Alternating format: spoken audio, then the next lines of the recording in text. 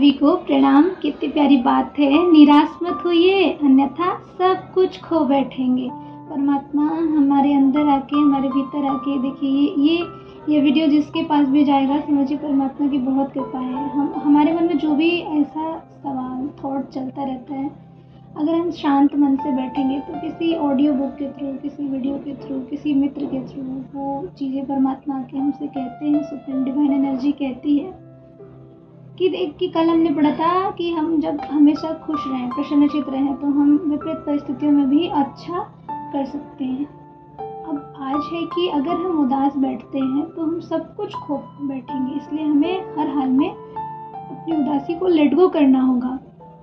मनुष्य को किसी भी अवस्था अथवा परिस्थिति में निराश नहीं होना चाहिए। 100 असफलताएं मिलने पर भी जो 101वें बार प्रयत्न करता है वह अवश्य सफल होता है। सफलता असफलता से निरपेक्ष रहकर निरंतर कार्यरत रहना ही निराशा से बचने का अमोघ उपाय है।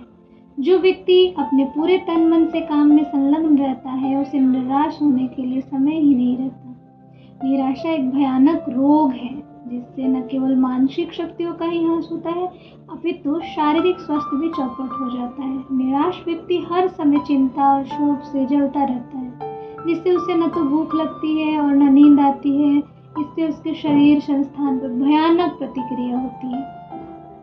पाचन क्रिया और रक्त संचार की प्रणाली बिगड़ जाती है, जिससे शरीर व्याधियों का घर बनकर शरीरम व्याधि मंदिरम वाली उक्ति चरितार्थ कर देता है। वास्तव में यह उक्ति अवश्य ही किसी निराश हृदय से अपने सजातीय निराश बंधुओं पर ही चरितार्थ होने के लिए प्रकट हुई है।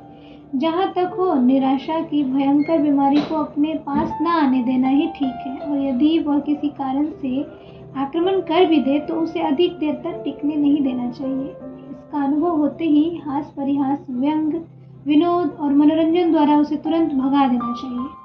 निराशा को एक क्षण भी प्रश्रय देने का अर्थ है जीवन में विषाद के गहरे बीज बो लेना। अगर हम निराश होने का प्रयत्न करने लगे, मतलब थोड़ा सा भी निराश, क्या है ना, जिंदगी है तो निराशा उदासी आएगी ही आएगी, लेकिन हमें क्या करना है। अब घर में रोज गंदगी होती है, रोज झाड़ू लगाते हैं, दोनों टाइम झाड़ू लगाते हैं। अगर 4 दिन झाड़ू ना लगाए तो धूल इकट्ठा हो जाएगा, पैरों में लगेगा, बिस्तर पे लगेगा, है ना। तो उसी तरीके से निराशा आएगी ही आएगी, लेकिन उसको हमें रोज किसी जैसे मनोरंजन के द्वारा, किसी अच्छे मित्र से बात करके, सत्संग द्वारा, हंसी मजाक, हास परिहास करके उसको उड़ा देना है, भगा देना है।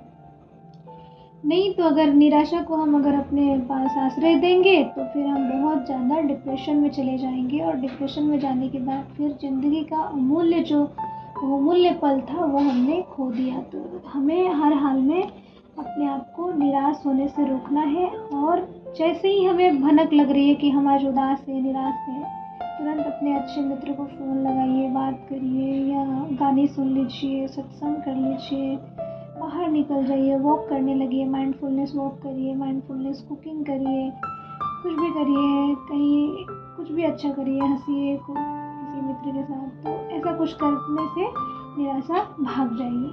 तो हमें ये कोशिश करना है हम अपना डॉक्टर खुद बने, कि जिस तरह से हम देख रहे हैं कि कितना मतलब मानसिक शारीरिक हमें परेशानियों को सहना पड़ता है निराश होने से। तो हम खुद को पॉजिटिव रखें, हंसें, बोलें, ऐसा एक संगति बनाएं, और इसके साथ अपने आप को स्वस्थ रखें।